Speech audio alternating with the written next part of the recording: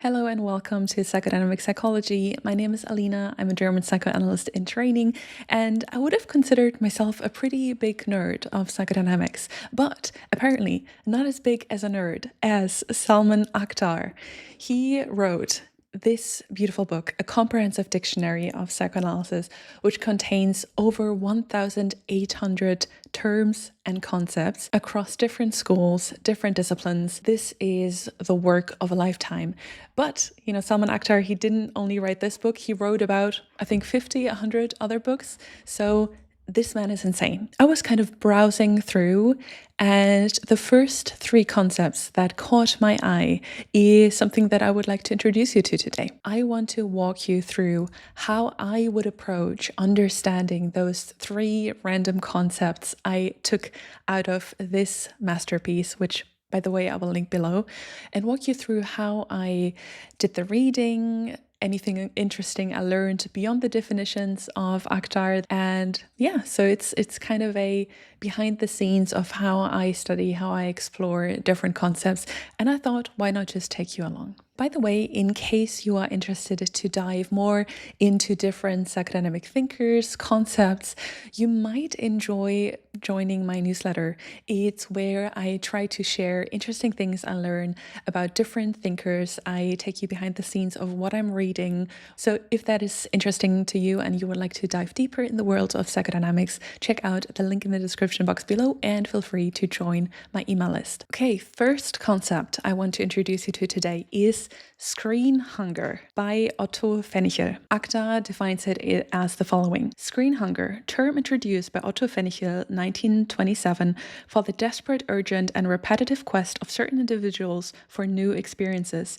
These experiences not only offer instinctual gratification, but also help to deny inner misery and aloneness, and yet they somehow leave the individual unfulfilled. Old anxieties and morose self-doubts persist beyond the transient titillation of novelty. So first of all, when I heard the term screen hunger, of course, the first thing that came to mind for me was screen memory, a concept by Sigmund Freud. And I think here it's helpful that I'm a native German speaker because the term screen memory, the translation is a bit unfortunate, especially now in the age of digital and technology, because the word-for-word translation of Freud's original term, which is Deckerinnerung, would be cover memory. So, we're not talking like, Otto Fenichel, 1927, he was not in the World Wide Web thinking about screens, but it was meant as a sort of cover. Well, Sigmund Freud talked about cover memories, which, very general speaking, is a memory that covers another memory. I don't know if any of you know this experience, but I certainly know that I have some childhood memories that feel a bit random, where I ask myself, why do I remember that specifically? And Freud would say that, this is nothing but a cover memory, a screen memory, where there's actually something else that I did not want to remember, and therefore I chose this kind of seemingly random memory that is somehow connected to this other memory, but yeah, I've forgotten how, which is the repression that is at work, and relieved my ego from the tension of whatever this other memory caused. Akhtar cites his paper from 1927, so I looked up which one it is, and it is The Economic Function of Screen Memories. It's only 3 to 4 pages. I think you can find it online if you wanted to. I got my hands on it. My best understanding of what Fenichel tries to convey in this paper and with this concept is that he wants to understand the process of how a screen memory is made. Because he says that a screen memory basically shows the completed process of repression. A screen memory is the compromise between not forgetting something and forgetting it at the same time, because you remember something, but what you remember is only loosely connected with the thing that you actually wanted to remember but also forget at the same time.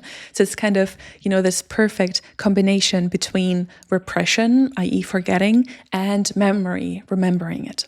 So he writes, first of all, the ego searches its store of memories for images to present to consciousness until it finds a suitable one. A side note here, he's talking about a moment of struggle where, in this case, probably a child is in some sort of inner conflict. Like there's something that is disturbing, there's something that the child's ego needs to get rid of. Either, if we're talking about typical Freud stuff, that would be a hostile impulse, a sexual impulse.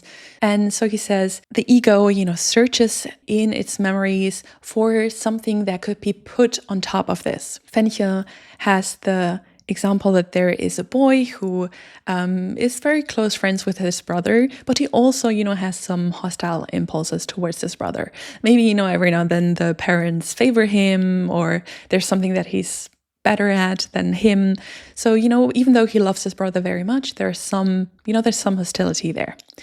And in the moment when one of those hostile impulses would arrive, the ego of this little boy would search for another memory, for another image that he could present his consciousness as something to be remembered instead of this, like, right now I really hate my brother. So Fenichel continues, even the new perceptions made during the time of the struggle are also scanned by the ego to see whether they are suitable as substitute images. So for a screen memory, there would be a memory from the past that would just be covered up. But in this case, if there's no suitable memory from the past, the ego starts searching. This is the hunger that Fenichel describes. The ego becomes hungry for this new experience, for a new screen, for a new cover that it can put on top of this uncomfortable memory of, or this uncomfortable experience of being angry at your brother. The ego has a free valence for screen experiences and is economically eased when it finds them. In both cases, a recent experience reminds the subject of a repressed one, and by virtue of that, takes its place. So this is what Fenichel describes. There is an experience that we want to forget, we want to repress. And if there's no memory in the past that we can use as a screen memory, we seek out screen experiences. This is the screen hunger. And Fenichel says that in his cases where he observed this happening, there was the patient reported that at some point, there was a moment in the past where they thought, oh, I must not forget this. I need to remember this memory forever. And maybe some of you know those kind of situations as well. And he said that this was an indication that their ego was hungry for a screen experience that could serve as a screen memory in order to repress something that they didn't want to come into awareness. And as I said, he used this example of the boy that repressed hostility towards the brother, or at least that's Fenichel's understanding. So what this patient remembered was a scene in which he was sawing wood with his brother. In a way, he was remembering, I am sawing wood, not my brother. I'm sawing wood, I'm not sawing my brother, to repress hostility. So we can imagine that in the moment when we go back in time and we would see those two boys sawing this wood together, and one of the boys had a hostile impulse in a way that, he would really like to be sawing his brother right now because he's pissed at him. What we would see is a little boy that is struggling with this hostility, and his ego is looking for a way of how to deal with this hostility. In this moment, repression has not occurred yet. At this very moment, his ego is still, looking for an experience, for a screen memory that he can put on top of this experience of really being angry with his brother. And then he finds this situation where, there's some hostility that is associated with this because they're sawing wood. It has to do with some sort of aggression, but, it's a pleasant memory in which he loves his brother. He loves, doing woodworking together, and it's so much fun. And then he uses that memory to cover up the hostile impulse. The next concept I found by just browsing through this dictionary is by an author I had never heard of before, and I also never heard of this concept. So let me introduce you to it. It's called the eternal dilettante. Akhtar writes, this is a character type described by Kata Levy in 1949, whose main feature is failure to consolidate a vocational identity. The individual dabbles in multiple and often contradictory professional interests. He enthusiastically takes up career tracks, only to drop them as a requirement for a deeper commitment becomes necessary. The result is that the person ends up knowing a little bit of this and a little bit of that, while lacking in-depth knowledge of any field. He feels like a misfit. The etiology of this confusion diffusion is multifold and involves 1, poor role models in early life and lack of direction from parents, especially the father. 2, inability to synthesize contradictory self-representations and therefore the syndrome of identity diffusion. 3, a desperate object hunger that precludes closing doors on any vocational interest that comes one's way. And 4, blockage of aggression, which makes such letting go difficult. As a result, the individual drifts from one line of work to another, forlorn and empty. He yearns for identity but can find it nowhere. In Søren Kierkegaard's words, condemned is the man to whom all options are open. Again, this is a concept from 1949, and it has still value and maybe is applicable for modern day. I mean, I let you be the judge, but I thought that was very interesting. Again, I went back to the original source and read Kata Levy's paper on this idea. The original paper is called The Eternal Dilettante, a contribution to female sexuality. So it was originally focused on females, but Levy wrote herself that this can be applied to men and women alike. It was published in 1948, I thought, in a collection from Eichhorn. I can link that below in case you're interested, although, I don't know if I really would recommend reading this paper, to be honest. A lot of what she writes about just feels very outdated. It feels very conservative, very much, 1948, 1949. Yeah, it's not a pleasant read because, you stumble over quite a few things that don't feel very accurate and don't feel very helpful for women and men of today's age. But what I did find interesting, Kata Levy defines the eternal dilettante as someone who tries out a lot of career paths, a lot of vacations, but basically remains a hobbyist in all of them because they cannot tie themselves down. This is the core issue that she describes. There is someone who just cannot tie themselves down. And she kind of splits this a little bit into 2 aspects. One, and those are the 2 elements that I find very interesting and that I would like to introduce to you today. One is the inability to bear tension, which would mean to actually become something. If we want to succeed in a given field, we need to bear a lot of frustration to become something. I mean, I can say for myself, becoming a psychoanalyst, it's very time consuming. It's very hard. You have to go through so much training. You have to do so many hours. You have to study so much. It's hard work. Levy says that someone who would be an eternal dilettante, they're very interested in being something I'm going to be a writer, I'm going to be a YouTuber, I'm going to be a psychoanalyst. But they struggle to become something because actually becoming something, the process of becoming something, means bearing a lot of tension, doing a lot of things that are not pleasant, that take a lot of time, that are very frustrating. And this is something that someone who cannot tie themselves down would struggle with. So the other thing that she describes, besides the inability to bear tensions, is the fear of missing out. At least that's what I got from her. She says they cannot tie themselves down because they are afraid that they're going to miss something. Because, they also want to go to this event and they also want to become that and they also want to explore this passion and this hobby and maybe that would be fun as well. In the process of trying all these things out, they still have the fantasy that, all their wishes could become reality. So there is a fantasized wish fulfillment. And in Levy's understanding, fear of missing out means I cannot tolerate the idea of renouncing a wish. I want to have all my wishes and I want to have them fulfilled and I want to have my cake and eat it too. And saying no and missing out would mean, or it would be experienced as submission. Someone who doesn't have this problem experiences this, missing out and saying no to things because there's something else that you want to focus on and become.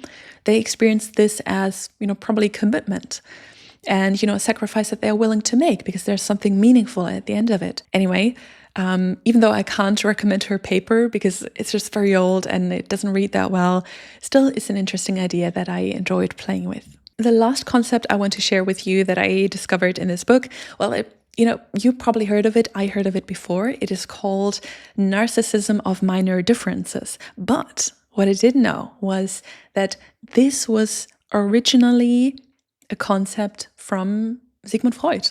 I thought that was some, modern invention. I thought that came from, I don't know, sociology or anthropology, or I don't know where it might have come from, but I didn't think that that was originally psychoanalysis. So anyways, here is the definition from Salman Akhtar. Narcissism of minor differences. Phrase originated by Sigmund Freud to describe the fact that often trivial differences between people who are otherwise alike form the basis of hostility between them. A close look at the ethnic conflicts in Sri Lanka and the erstwhile Yugoslavia, for instance, testifies to the validity of this idea. Very interesting. So I looked up the reference that Akhtar gave, and he says that it's originally from Sigmund Freud's paper, The Taboo of Virginity. In this paper, which is also very hard to read, it is very much from 1918, not modern at all. Sigmund Freud, in his traditional fashion, is very much a man of his time. Yeah, this is not a paper I recommend reading to learn something new necessarily, because it doesn't read very well from a modern perspective.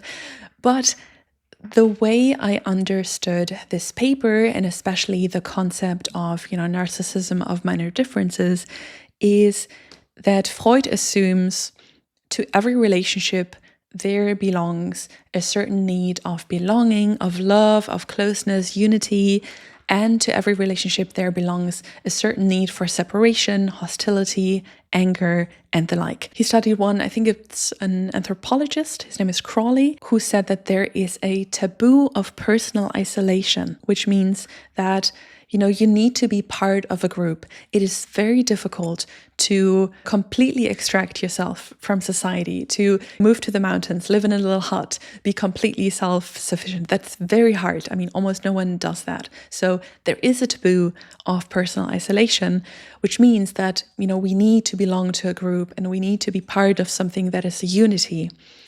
And then the way I understand it, Freud asks himself, well, where is the hostility? What happens with hostility? And he says, or at least he says, that it's tempting to understand it in such a way that the way that hostility is expressed is not within the group where, there's a taboo of personal isolation, we need to be part of this unity, but that this hostility is expressed between groups. So if we look at a homogeneous society, which is experienced as homogeneous from the outside, we find little subgroups that only have minor differences, but those minor differences are important because they allow for expression of hostility that would otherwise have no place to go, because there's this taboo of personal isolation and this need to belong. So yeah, I think I still have some studying to do at this front. I have not fully understood it entirely, I think. And also I was kind of curious because in his paper, The Taboo of Virginity, Sigmund Freud used this concept narcissism of minor differences in quotation marks. So I don't know if he had referenced this before or if he took over this concept from someone else. So I'm not entirely sure if this really originated with Sigmund Freud, because I found it a bit weird that he used quotation marks in this with his concept.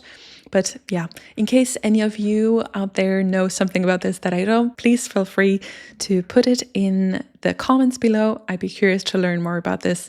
And potentially this was not useful at all to you, and that is totally fine. But maybe you also like those nerdy kind of explorations. Anyways, thank you for your time. Thank you for your attention.